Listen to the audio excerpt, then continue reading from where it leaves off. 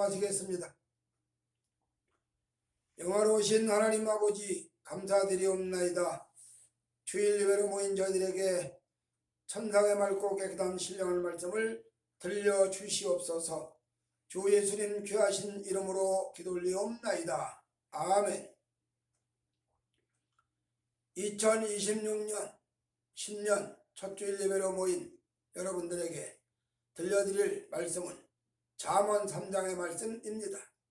그 중에서도 1절부터 10절의 말씀에 근거해서 복 있는 자, 그런 제목으로 말씀을 들려드리도록 하겠습니다.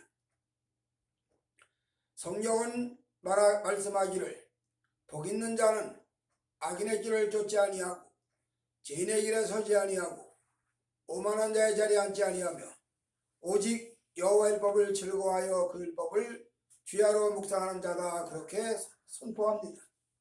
그 이야기는 우리가 살고 있는 세상 속에는 앞집인지 뒷집인지 옆집일란지는 모르지만 우리 주위에 얼마든지 악한 자들이 우리 주위에 같이 포진하고 섞여 살고 있다는 그런 이야기입니다. 그런 자들이 악한 길을 낼 때 그 악인의 길을 따르지 않는다, 그런 이야기입니다. 그 다음에 죄인의 길을 서지 아니하고, 죄인, 잘못된 일을 가는 자들, 상식이 없는 자들, 비정상적인 삶을 사는 자들, 하나님의 말씀을 대적하는 자들, 전부 다 총괄해서 죄인이라고 이렇게 말합니다. 한마디로 말하면 마음에 하나님이 없는 자들이다, 그런 이야기도 됩니다. 이렇게 죄인의 길에 서지 않는다, 즉 죄인과 같이 동참하지 아니하고 그 죄인의 그 죄에 참여하지 않는다, 그런 이야기입니다. 또 오만한 자의 자리에 앉지 아니하고, 자리에 같이 한다는 말은 그와 동행한다는 이야기죠. 동급이란 말입니다. 같은 친구 레벨이란 말입니다. 이런 오만한 자의 자리에 앉지 아니한다. 그 대신에 뭘 하느냐? 악인의 길을 따르지 아니하고 죄인의 길에 서지 아니하고 오만한 자의 자리에 앉지 아니하고 대신 그 시간에 하나님의 율법을 묵상하면서 그 율법을 주야로 묵상하면서 그 말씀을 따라 사는 자다, 그렇게 시편 1편에서 선언합니다.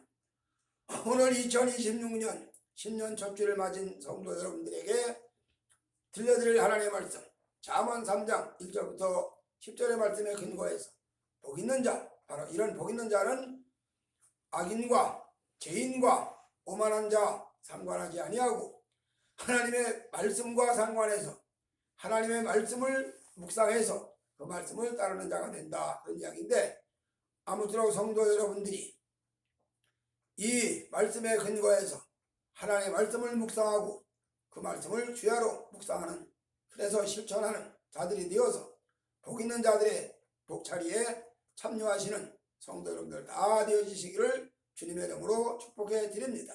아멘. 자, 그러면 복 있는 사람, 어떤 사람들인가? 첫째로 복 있는 사람은 하나님 섬김이 있습니다.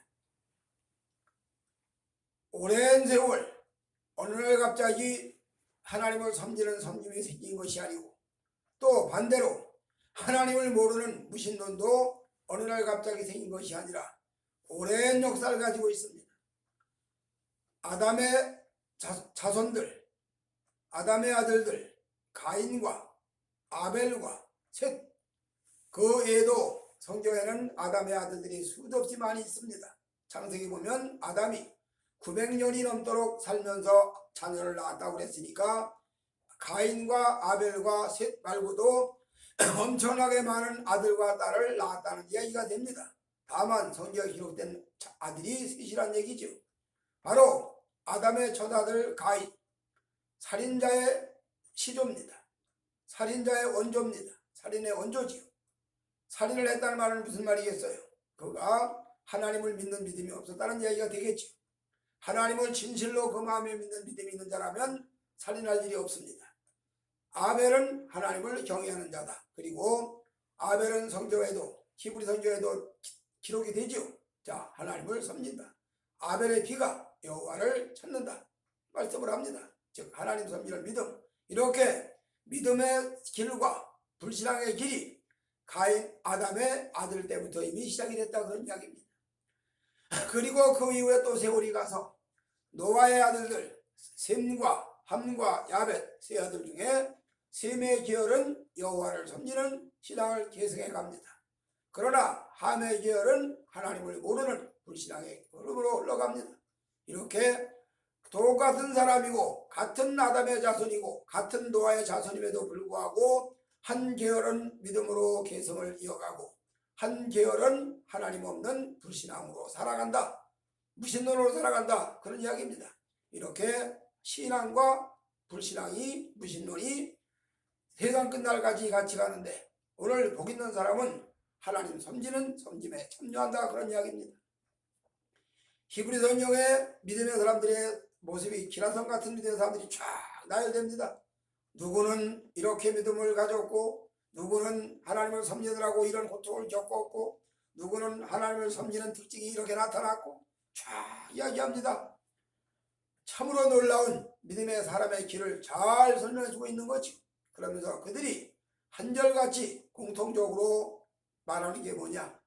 천성을 바라고 더 나은 삶을 바라고 이렇게 믿음으로 살았다. 그런 이야기입니다. 하나님 섬기는 믿음으로 살았다는 이야기죠. 그래서 사람들은 모르지만 그 믿음의 사람들 삶 속에 신앙의 비밀이 있었다. 이 얘기입니다. 디모데 성경에 사도 바울이 직분을 이야기하면서 집사를 세우는 때 교회에서 집사로 선택받은 자들, 선출되는 자들에게는 반드시 조건이 있는데 신앙의 비밀이 있는 자라야 할지니 즉 하나님과 교통을 하면서 하나님과 섬김을 가지면서 하나님 섬기는 믿음을 가지면서 그 안에서 신앙의 비밀이 산출되었다. 그런 이야기입니다. 신앙의 비밀이 산출되어 가지고 그 비밀이 늘 마음속에 자리를 잡는다. 그리고 그 영혼 속에 하나님 주신 신앙의 비밀이 딱 심어지면 그것은 지워지지 않습니다.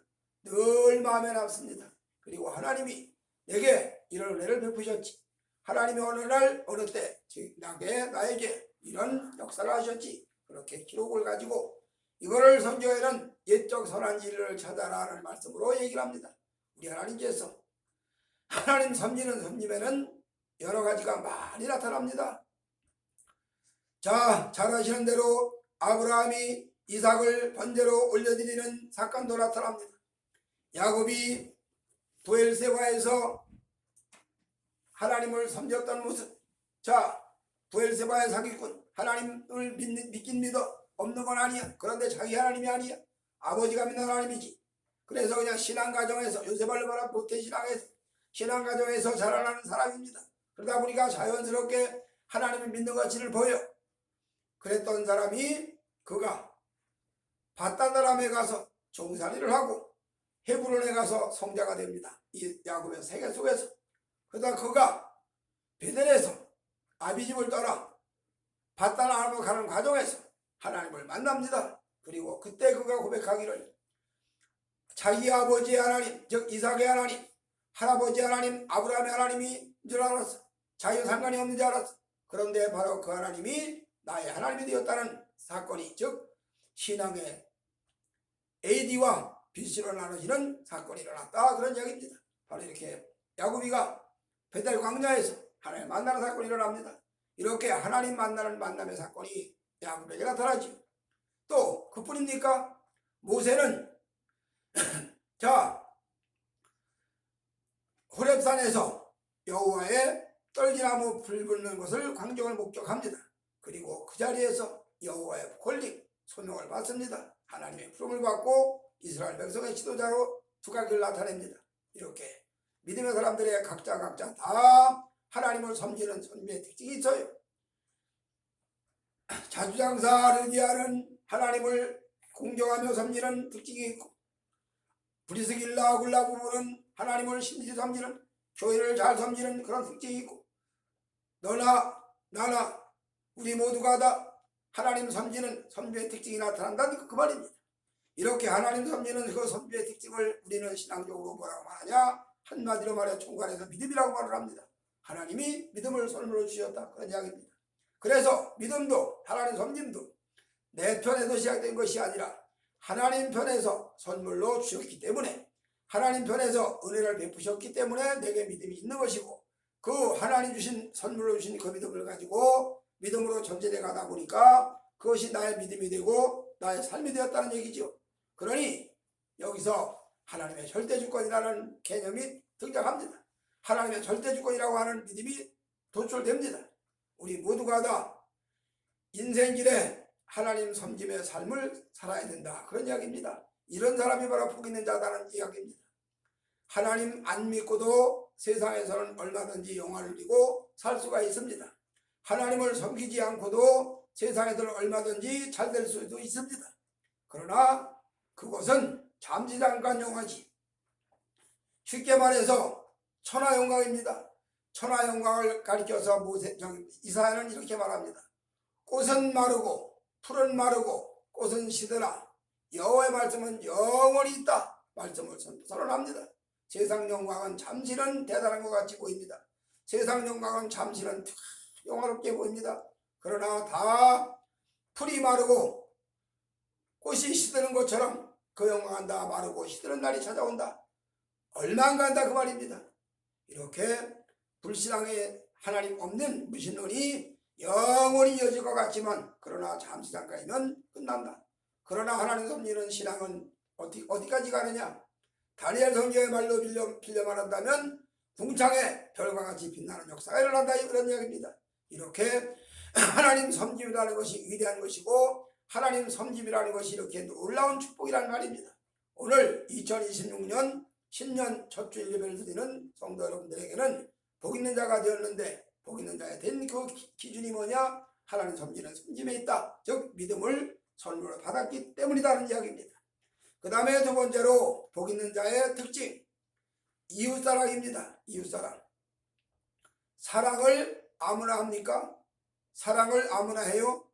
내 마음에 하나님의 은혜가 밀려 들어와서, 하나님의 사랑이 들어와서 이웃사랑을 하는데, 이웃사랑도 여러가지 참 다양한 방편이 있죠. 그런데 가장 큰 사랑의 표현이 뭐냐? 이웃사랑을 하는 가장 큰 특징이 뭐냐?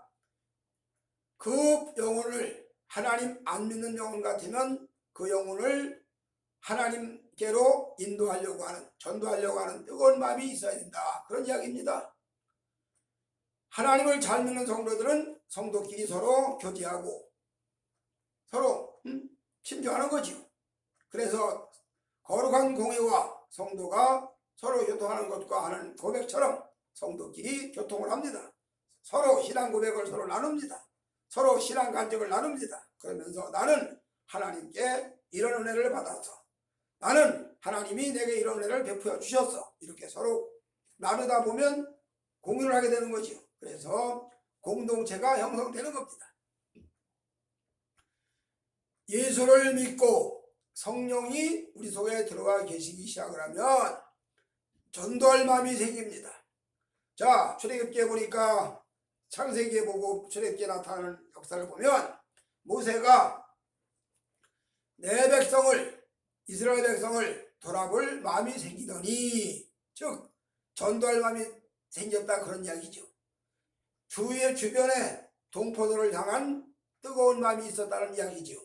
자, 내 백성을 돌아볼 마음이 생겼어.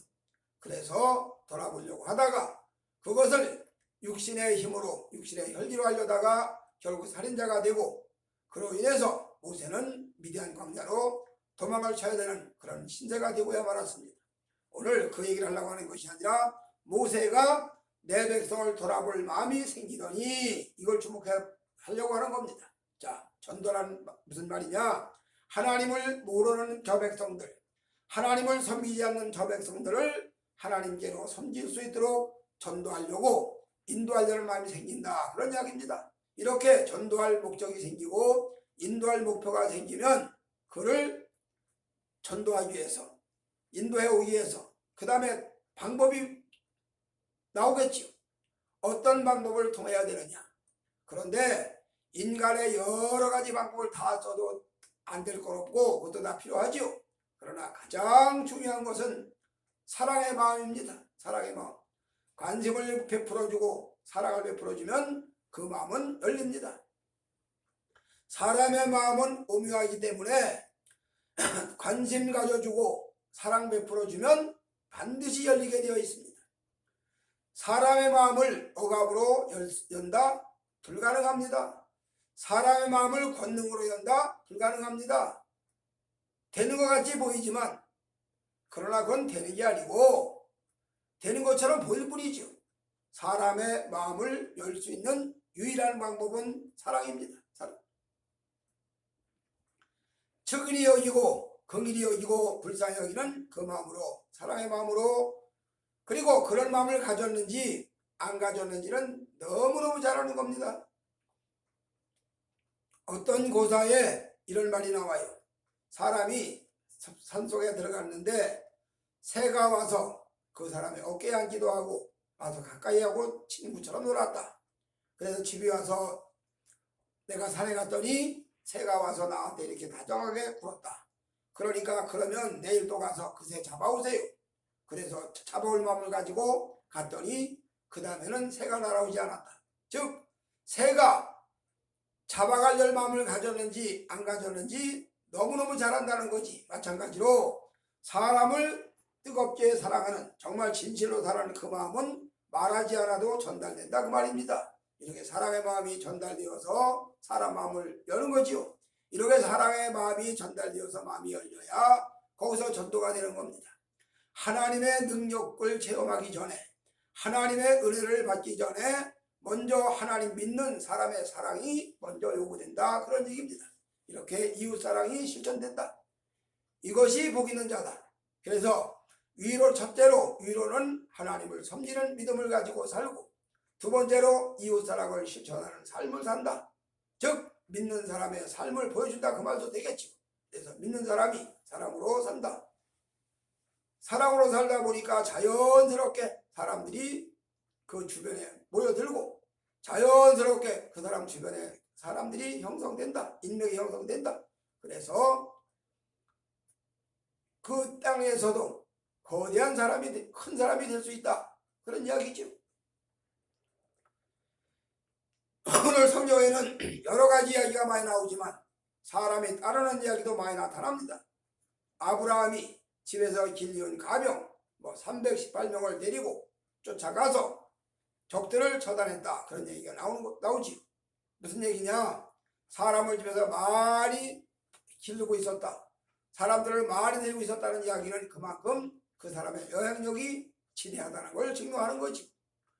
오늘날도 마찬가지죠.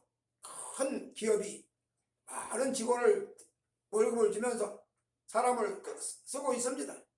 그 사람이 대단한 사람이죠. 어쨌든 많은 사람들을 끌고 월급을 줘가면서 기업의 직원으로 부리고 있으니 이렇게 사람 사이에서 영향을 끼치는 그런 사람이 되는 것도 그 배경에 들어가면 결국 사랑이 기본으로 깔려있다. 그런 이야기입니다. 이런 사랑을 다른 말로는 경영관리의 기술, 경영의 비법, 혹은 경영학 여러 개 표현하지만 어쨌든 근본적으로는 사람을 응용하고 사람을 사랑하고 사람을 관리하는 이런 모든 것이 다 사랑 속에 포함된다. 그런 이야기합니다. 이렇게 이웃사랑이 실천되는 자, 이웃사랑이 그 마음에 나오는 자, 특별히 하나님의 말씀으로 전도하고 양육하고 구제하고 봉사하는 이런 이웃사랑의 모습이 있는 자가 복 있는 자다. 그런 이야기입니다. 그 다음에 마지막 세 번째로 물질관계입니다. 이 땅 살아가는 동안에 어떤 사람이든지 나는 궁핍하게 살기를 원하는 사람 없을 겁니다. 이 땅 사는 동안에 나는 가난하게 살고 싶어 하는 사람도 없습니다. 다 물질의 풍요를 누리고 살고 싶어 하죠. 모두가 다 물질의 풍요를 누리고 살고 싶어 하는 것이 사람의 공통적인 생리입니다. 엘샤다이 물질의 풍요에 은혜를 받기를 원한단 말이죠. 그럼에도 불구하고 어떤 사람은 물질의 풍요를 누리고 어떤 사람은 물질의 궁핍을 느끼고, 그러면 예수 믿고 믿음의 길을 가는 과정에서 사도 바울은 이렇게 말합니다. 내가 풍부에 처할 줄도 알고 궁핍에 처할 줄도 안다. 그 말은 궁핍이 죄는 아닙니다. 가난이 죄는 아니에요. 때에 따라서는 그 가난이 주는 교훈도 크고 때에 따라서는 궁핍을 통해서 받는 은혜도 있습니다. 그러나 가급적이면 풍요를 누리고 사는 것이 더 아마 유익이 될 테지요. 물론 풍요를 누리다가 그로 인해서 죄를 짓는다든지 물질이 많음으로 인해서 하나님의 뜻을 어그러뜨리는 역사가 일어나면 차라리 물질이 없는 게 더 낫겠죠. 그러나 그 뜻을, 하나님의 뜻을 맞춰서 하나님의 뜻에 잘 따라서 물질을 사용한다면 부자 되는 게 왜 잘못되겠습니까? 예수님이 말씀하시는데 이렇게 얘기를 하죠. 부자가 천국에 들어가기가 얼마나 어려운지 약대가 바늘길을 통과하는 것 같다. 그렇게 설교를 하셔요. 그러니까 제자들이 그 말씀을 듣고 아니 그러면 누가 천국에 가지? 그럼 천국에 갈 사람 아무도 없네? 누가 가지? 아 부자는 다 천국 못 가네? 그러면서 의아해가지고 서로 주거니 받거니 합니다. 주님이 그때 하시는 말씀이 자 사람으로서는 할 수 없지만 하나님으로서는 모든 것을 할 수 있느니라. 하나님은 낙타가 바늘길을 통해 나갈 수 있게 하실 수 있다 그 말입니다. 즉 부자라고 다 지옥 가는 게 아니고 부자라고 천국 못 가는 게 아니고 부자도 얼마든지 천국 갈 수 있는 길을 하나님이 열어놓으신다 그 얘기가 됩니다. 단 부자에 대한 개념을 설명하시려다 보니까 그게 말씀하신 거죠. 그러니까 부자는 악이고 가난뱅이는 선이다 이런 개념이 아닙니다. 물질의 풍요도 때때로 인간을 부패하게 하고 물질의 풍요가 인간을 죄악으로 끌어가기도 하지만 그러나 반대로 물질의 풍요가 하나님의 영광을 선포하는 경우도 얼마든지 많이 있다 이 말입니다. 그래서 복 있는 자는 성경에도 큰 부자가 거부가 많이 나타납니다. 바실레라고 하는 거부도 나타나고 이삭이라는 거부도 나타납니다. 이런 거부가 나타날 때 그 거부가 그 부자를 가지고 부를 가지고 주위 사람들을 유익하게 해준 그런 사례가 얼마든지 많이 나타나죠. 다윗이 압살롬의 난을 피해가지고 요단을 건너 피난을 갔을 때 그때 바실레가 자기의 그 재산을 다 내놔가지고 곡식을 내놓고 물질을 내놓고 해가지고 다윗을 돕는 그런 기록이 열왕기 성경에 나타납니다. 오늘 우리는 이 땅 사는 동안에 저마다 다 하나님의 뜻에 따라서 다 풍요해지는 것만은 아닙니다. 어떤 경우에는 어떤 사람은 가난하지만 하나님을 섬기고 가난이 오히려 복이 되고 가난을 통해서 오히려 믿음이 더 자라는 경우도 나타납니다. 그러나 또 반대로 물질의 풍요를 통해서 하나님을 높여드리고 물질의 풍요를 통해서 삶이 윤택해지는 그런 역사가 얼마든지 있다는 이야기입니다. 오늘 아무쪼록 2026년 새해를 맞이한 성도 여러분들은 첫째로 하나님 선교에 충실하시고 둘째로 이웃사랑에 주의하시고 주목하시고 셋째로 물질의 풍요를 받아 누리는 그런 복을 받아 누리는 여러분들이 되셔서 진정 하늘의 복과 땅의 복을 다 받아 누리는 복 있는 자가 되어지시는데 손색이 없는 여러분들 되어지시고 이렇게 복 있는 자가 된 사람들 그 사람들의 나타나는 현상이 뭐냐? 갈라디아 성경이 잘 설명합니다. 성령의 9가지 열매를 맺힌다. 즉 여러분들의 삶 속에서 하나님 섬기는 믿음 속에 이웃사랑을 실천하는 그 속에 물질의 풍요를 누리는 그 속에서 성령의 9가지 은사가 나타나고 성령의 9가지 열매 맺혀지는 그런 복 있는 삶이 되어진다. 그런 이야기입니다. 이런 삶이 되어지셔서 하나님께는 영광이고 여러분들 자신에게는 복이 되고 후손들에게는 형통이 유산으로 물려지는 아름다운 역사가 있어지시기를 주님의 이름으로 축복해 드립니다. 아멘. 하나님 아버지 감사합니다. 오늘 잠언 3장에 말씀한 대로 그러므로 이런 복이 너에게 오고 그러므로 이런 복이 너에게 오고 이렇게 말씀한 말씀을 기억합니다. 주여 저희들 모두가 다 하나님의 말씀의 복을 받아 누려서 이 한해 2026년 이 한해 그리고 오고 오는 수많은 해 하나님의 복을 받아 누리는 그래서 복 있는 자가 되는 역사가 있어지게 하여 주시옵소서. 예수님 귀하신 이름으로 기도 올리옵나이다. 아멘.